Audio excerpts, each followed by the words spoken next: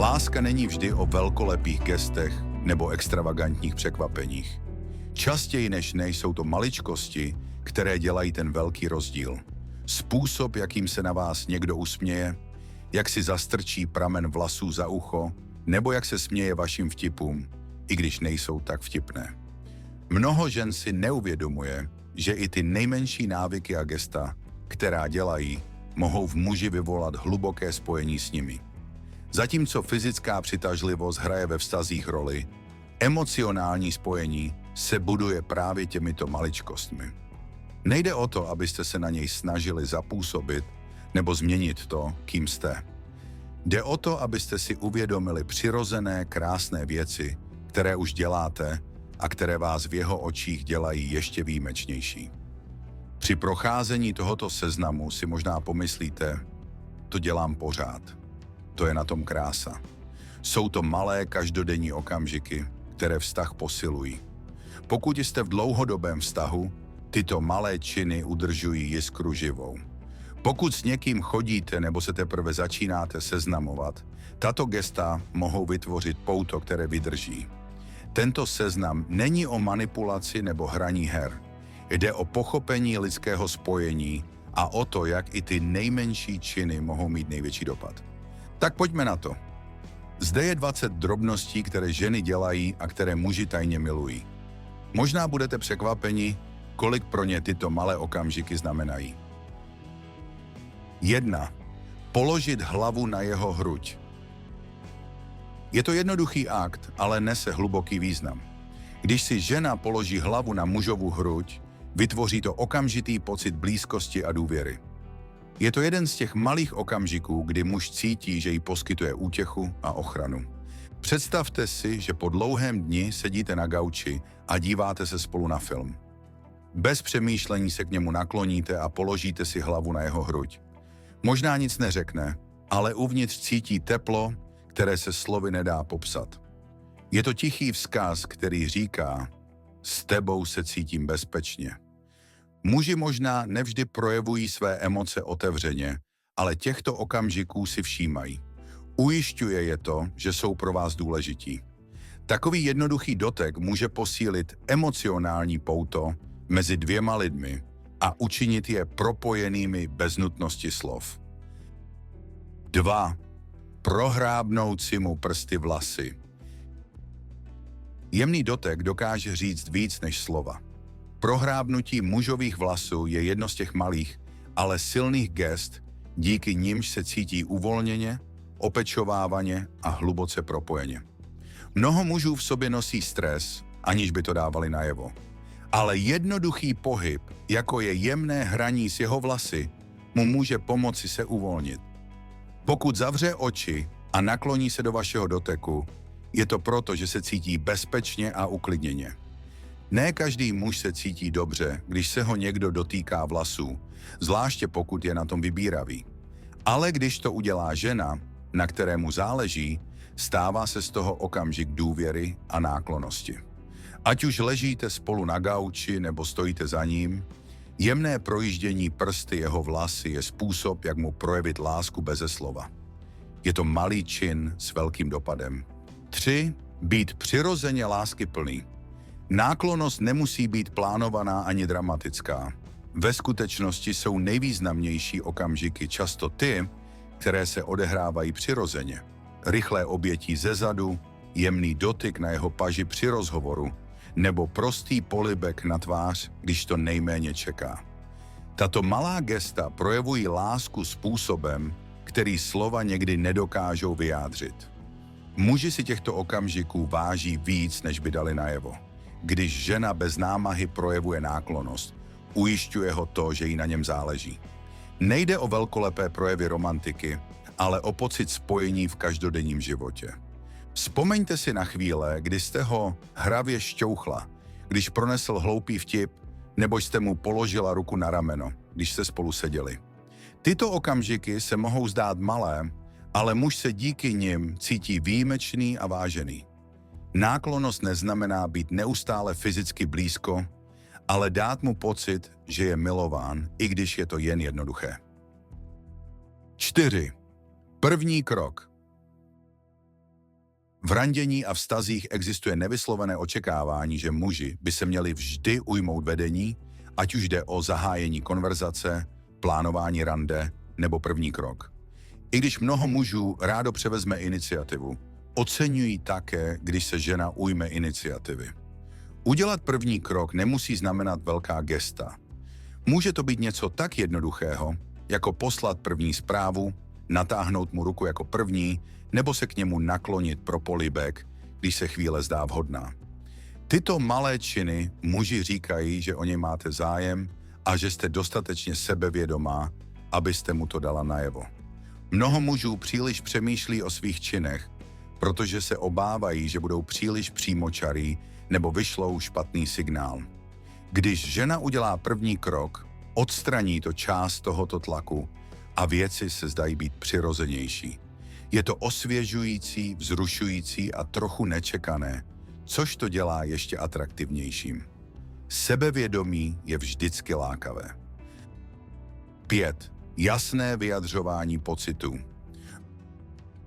Mnoho mužů má problém s čtením mezi řádky. Ne vždy postřehnou jemné náznaky nebo nevyslovené emoce. Proto si hluboce váží přímé komunikace. Když žena otevřeně vyjádří své pocity, odstraní se tím dohady a muž se ve vztahu cítí bezpečně. Místo, abyste od něj očekávali, že to prostě bude vědět, řekněte mu přímo, že vám na něm záleží, že si ho vážíte nebo že s ním ráda trávíte čas, což pro vás hodně znamená. Představte si například ženu jménem Anna, která si vždycky myslí, že její přítel Tom ví, že jí na něm záleží. Vyjadřuje to činy, ale málo kdy to řekne na rovinu. Jednoho dne prostě řekne: cítím se opravdu šťastná, že tě mám ve svém životě. Tom je zaskočen, ale hluboce dojat. Slova nesou sílu. Jednoduché miluji tě nebo děláš mi radost mu může rozjasnit den a posílit vaše pouto. 6. Postavte se za sebe. Sebevědomí je přitažlivé a jednou z nejpřitažlivějších věcí, které žena dokáže, je postavit se za sebe, když je to nutné. Muži respektují ženy, které znají svou hodnotu, říkají, co si myslí a nedovolí ostatním, aby je zneužívali. To neznamená být agresivní nebo hádající se, ale spíše mít sebeúctu, která jim umožňuje stanovit si hranice a pevně stát, když něco není v pořádku. Ať už je to v práci, v přátelství nebo dokonce ve vztahu samotném, žena, která se nebojí prosadit, je neuvěřitelně přitažlivá. Vezměte si například Emily. Byla se svým přítelem Jakem v restauraci, když jí číšník opakovaně ignoroval a mluvil pouze s Jakem. Místo, aby mlčela, zdvořile, ale důrazně se k problému postavila. Jake nebyl jen ohromen, byl na ní hrdý. Muži obdivují sílu a nezávislost. Ukazuje to, že si vážíte sama sebe a oni si vás pak zase váží ještě víc. 7. Nošení jeho oblečení. Na ženě, která nosí oblečení svého muže, je něco nepopiratelně okouzlujícího. Ať už je to jeho nadměrná mikina s kapucí, košile s knoflíky nebo jen obyčejné tričko, vyvolává to v něm pocit zvláštního pouta k vám. Nejde jen o to, jak to vypadá, jde o to, co to symbolizuje. Když žena nosí mužské oblečení, vysílá to nevyslovený signál. Cítí se s ním pohodlně, bezpečně a blízko. Také to pozitivně navazuje na pocit majetnictví. Líbí se mu, když vás vidí v něčem, co mu patří. Vezměte si například Lauru a Daniela. Jednoho rána si Laura nedbale oblékla Danielovu mikinu, než zamířila do kuchyně. Když ji Daniel uviděl, nemohl si pomoct a usmál se. Byl to prostý okamžik, ale pro něj neuvěřitelně roztomilý. Muži to možná ne vždycky říkají nahlas, ale když vás vidí v jejich oblečení, cítí se s vámi propojeni, ochranáři a upřímně řečeno, i trochu blázni do vás. 8. Projevování loajality vůči přátelům. Přátelství ženy hodně vypovídají o jejím charakteru. Muži obdivují ženy, které jsou loajální, podporují a upřímně se starají o lidi ve svém životě. Ukazuje to na emocionální hloubku integritu a schopnost navazovat smysluplné vztahy. Muži chápou důležitost přátelství, protože si váží toho svého.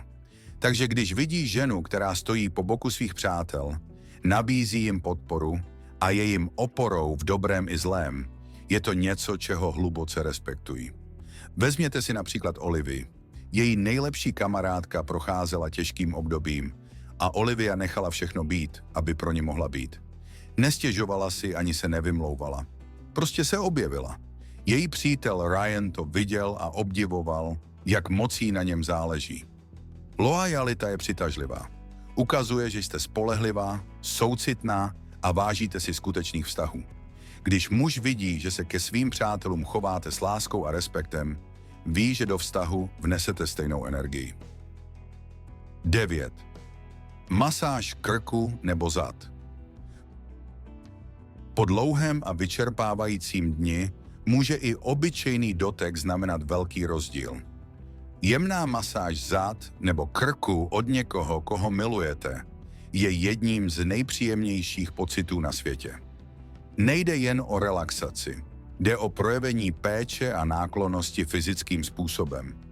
Muži nesou spoustu stresu, často aniž by to dával najevo.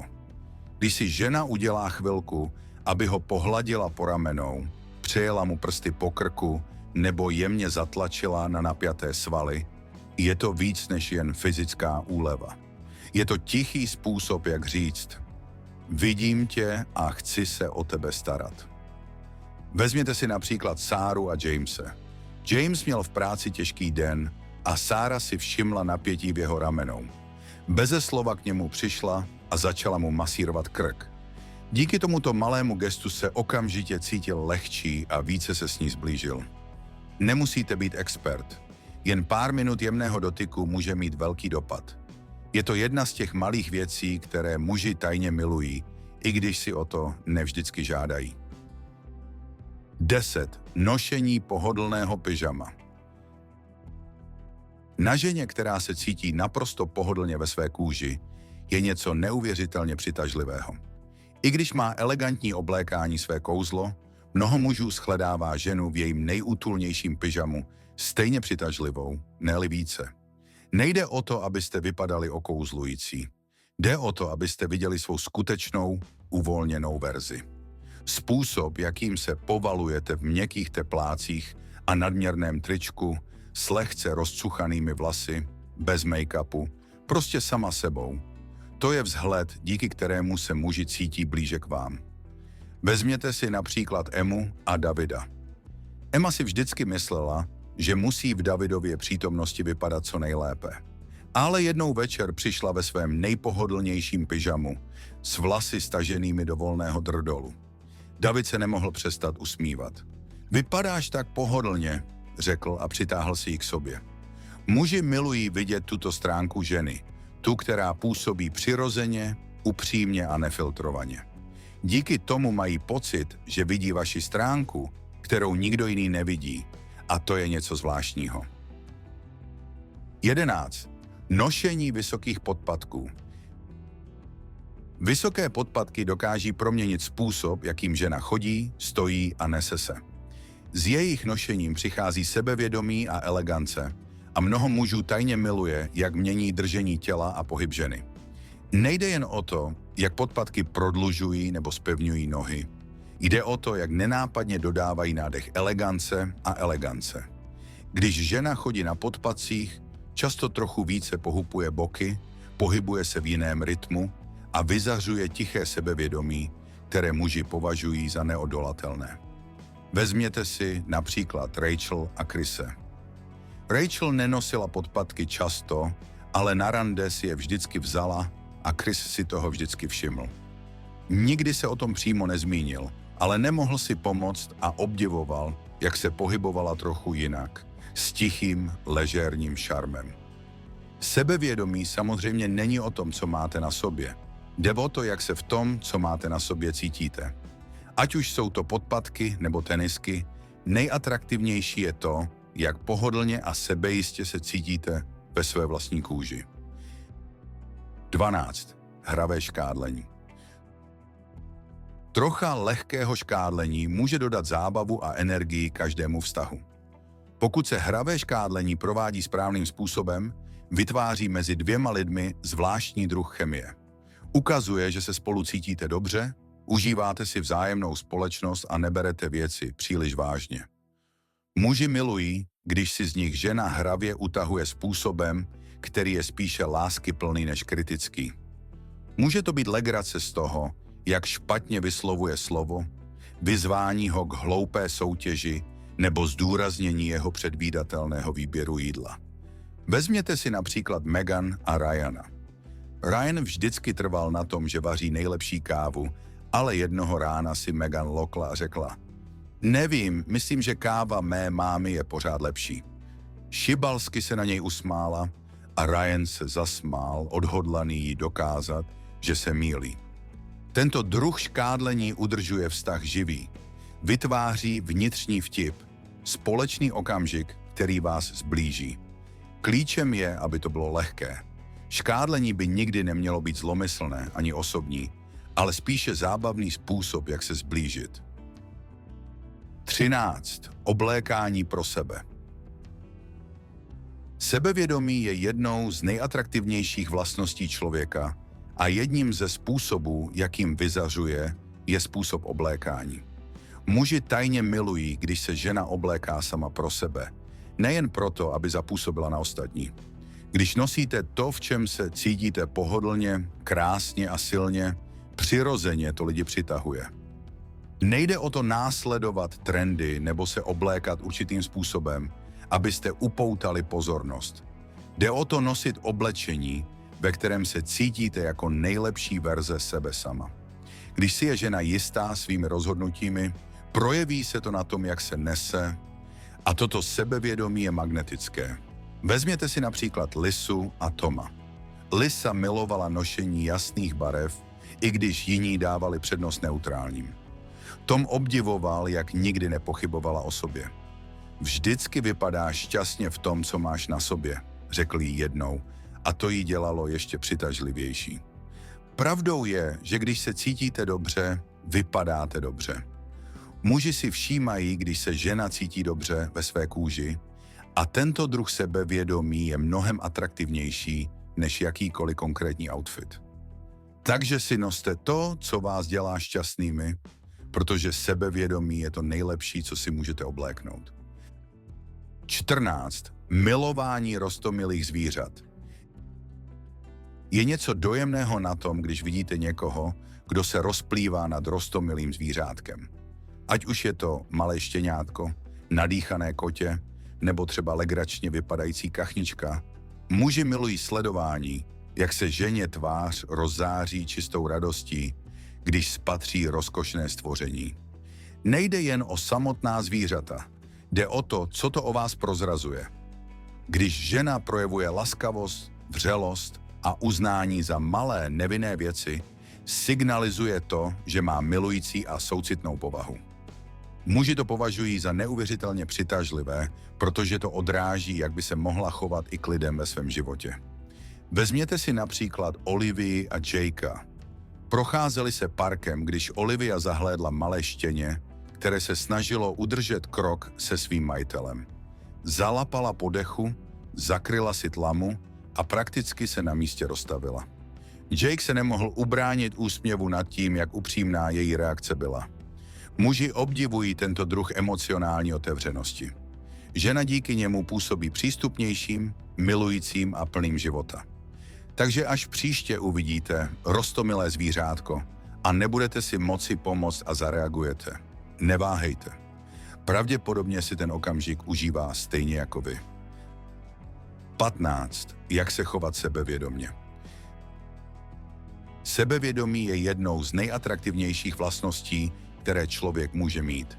Nejde jen o to, co nosíte nebo jak vypadáte. Jde o to, jak se nesete. Když žena vejde do místnosti se vztyčenou hlavou, mluví s jistotou a pohybuje se cílevědomně, muži si toho všimnou. Sebevědomí neznamená být hlučný nebo se snažit upoutat pozornost. Jde o to vědět, kdo jste, cítit se dobře ve své kůži a nepotřebovat uznání od ostatních. Muže přirozeně přitahují ženy, které vyzařují tiché sebevědomí, protože to ukazuje sílu a nezávislost. Vezměte si například Sophie a Metta. Sophie nebyla nejhlasitější osobou v místnosti, ale když mluvila, lidé poslouchali. Nepochybovala o sobě, ani se nesnažila na nikoho zapůsobit. Prostě znala svou hodnotu. Matt to na ní obdivoval a shledával to neuvěřitelně přitažlivým. Sebevědomí není o aroganci, jde o sebeúctu. Způsob, jakým chodíte, mluvíte a jak se prezentujete, hodně vypovídá o tom, jak se vnímáte. A když si věříte, ostatní vám budou věřit také. Muži tajně milují ženu, která si hlídá svůj prostor a nese se s grácí a jistotou. 16. Malé fyzické doteky při rozhovoru. Někdy mají ty nejmenší gesta největší dopad. Jedním z nich je nezávazný, téměř nevědomý fyzický dotyk. Když se žena při smíchu lehce dotkne mužovi paže, položí mu ruku na rameno během rozhovoru nebo mu otře něco z košile, vytvoří se okamžité spojení. Tyto doteky nejsou jen o romantice, jde o teplo a důvěrnost. Signalizují pohodlí, důvěru a pocit blízkosti. I když je to něco tak jednoduchého, jako je rychlé poklepání na koleno nebo hravé strčení během vtipu, prohlubuje to pouto mezi dvěma lidmi. Vezměte si například Emily a Joshe. Seděli v kavárně a když Emily mluvila, bezmyšlenkovitě se dotkla Joshovi paže. Nic neřekl, ale v tu chvíli cítil nevyslovené pouto, které ho k ní přiblížilo. Muži si těchto drobných detailů všímají více, než si myslíte. Díky nim se interakce jeví osobnější a smysluplnější. Jednoduché, přirozené gesto může muže přimět k pocitu uznání a přitažlivosti, aniž by bylo řečeno jediné slovo. Je to tichý a nenáročný způsob, jak budovat chemii mezi vámi. 17. Důvěřovat mu ohledně podpory. Muži mají přirozený instinkt chránit a starat se o lidi, na kterých jim záleží. Obdivují sice silné a nezávislé ženy, ale zároveň milují, když jim žena důvěřuje natolik, že se o ně opírá o podporu. Díky tomu se cítí ceněni, potřební a hluboce propojeni. To neznamená, že se na muže musíte ve všem spoléhat. Znamená to jednoduše dovolit mu, aby tu pro vás byl, když to potřebujete. Ať už je to žádost o pomoc s něčím malým, sdílení vašich starostí, nebo jen to, že ho necháte postarat se o vás, když máte těžký den, posiluje to pouto mezi vámi. Vezměte si například Rachel a Toma. Rachel byla zvyklá zvládat věci sama, ale jednoho večera po stresujícím dni přiznala, potřebuji jen obejmout. Tom ji okamžitě objal a byl vděčný, že mu natolik důvěřuje, že mu projevila svou zranitelnost. Muži nevždy projevují své emoce otevřeně, ale když vidí, že jim důvěřujete, posílí to vaše pouto. Dovolit mu, aby vás podpořil, není známkou slabosti. Je to známkou důvěry. A tuto důvěru muži tajně milují víc, než si kdy přiznají. 18. Vášnivé mluvení o něčem, co milujete. Je něco neuvěřitelně přitažlivého na tom, když vidíte, jak se někdo rozáří, když mluví o něčem, co ho vášnivě baví. Když žena mluví s nadšením, energií a nadšením o tématu, které miluje, muži si toho všimnou. Nejde o to, o jaké téma se jedná. Může to být cokoliv od umění po cestování, od knih po vaření. Důležité je, jak jí září oči, jak se její hlas stává živějším a jak se do konverzace zcela ponoří. Ta úroveň vášně je nakažlivá a podmanivá. Vezměte si například Claire a Bena. Claire milovala fotografování a kdykoliv o něm mluvila, byla tak nadšená, že si sotva všimla, jak moc se usmívá. Ben nemohl ubránit obdivu, jak se rozzářila, když se s ním podělila o své oblíbené historky o pořízení dokonalého snímku. Muži tajně milují, když má žena něco, na čem jí hluboce záleží. Ukazuje to hloubku, ambice a smysl života. Vášeň je jednou z nejatraktivnějších vlastností, které člověk může mít. A když ji projevíte svobodně, přitahuje lidi. Takže se nezdráhejte. Nechte své nadšení ukázat a zjistíte, že muži jsou vaším nadšením fascinováni stejně jako vy, vaší vášní. 19. Trochu se na něj zlobím. Věřte tomu nebo ne, muži tajně považují za rozkošné, když se na ně žena trochu naštve. Jen ne, když je to vážné. Malé trucování, hravý pohled nebo skřížení rukou ve frustraci kvůli něčemu maličkostem ho může skutečně rozesmát. Tento druh reakce ukazuje, že vám na něm záleží a že jste citově zaujati. Vytváří ve vztahu zábavnou dynamiku, zvláště když je frustrace kvůli něčemu lehkovážnému. Jako je to, že si vzal poslední kousek pici nebo zapomněl hned odepsat. Vezměte si například Lisu a Marka. Mark vždycky chodil pozdě vyzvedávat Lisu a ona ho jednoho dne s falešnou vážností hravě vynadala a řekla: jednou odejdu bez tebe. Mark se nemohl ubránit úsměvu. Líbilo se mu, jak roztomile vypadala, když byla trochu naštvaná. To samozřejmě funguje jen tehdy, když se nejedná o vážné problémy. Nikdo si neužívá skutečné konflikty, ale trocha neškodné frustrace, když je vyjádřena hravou formou, může dva lidi skutečně zblížit. Vztah pak působí živěji a dává mu důvod, aby si z vás taky utahoval, což muži tajně užívají. 20. Kousání dortů. Některá gesta jsou zcela neúmyslná, ale mají silný účinek a kousání dortů je jedním z nich. Je to malý přirozený pohyb, který muži tajně považují za neuvěřitelně přitažlivý. Ať už to děláte ze zvyku, z nervozity nebo z hlubokého zamyšlení. Kousání dortů přitahuje pozornost k rtům, čímž je činí viditelnějšími a podvědomě vytváří intriku. Není to něco, co ženy dělají vždy schválně, ale když to muži vidí, často to upoutá jejich pozornost způsobem, který si nedokážou úplně vysvětlit. Vezměte si například Jenu a Alexe. Žena měla ve zvyku kousat si do spodního rtu, když přemýšlela. Jednoho večera, když spolu mluvili, se Alex přistihl, že je úplně rozptýlen. Ne tím, co říkala, ale tím, jak bez námahy přitažlivě v tu chvíli vypadala. Nejde o to, abyste se snažili vypadat svůdně nebo si vynucovali nějaký zvyk. Jde o ty přirozené, nevědomé činy, které z vás dělají jedinečnou osobnost. Muži milují drobné zvláštnosti a zvyky, o kterých si ani neuvědomujete, že je máte. Takže až se příště přistihnete, jak si koušete dortu, vězte, že to někdo může považovat za naprosto neodolatelné. Závěr. Láska není o velkolepých gestech ani extravagantních projevech náklonnosti. Jde o maličkosti, každodenní okamžiky, drobné návyky a podvědomá gesta, která často znamenají nejvíc. To jsou věci, které dělají vztahy vřelými, skutečnými a hluboce propojenými. Muži možná nevždy vyjadřují své pocity slovy, ale všímají si těchto malých činů. Ať už je to způsob, jakým si položíte hlavu na jeho hruď, jak ho hravě škádlíte, nebo jak se nadchnete pro něco, co milujete, tyto okamžiky jim utkví v paměti. Díky nim se muž cítí oceněný, spojen s vámi a přitahovaný k vám způsoby, které jdou nad rámec fyzické přitažlivosti.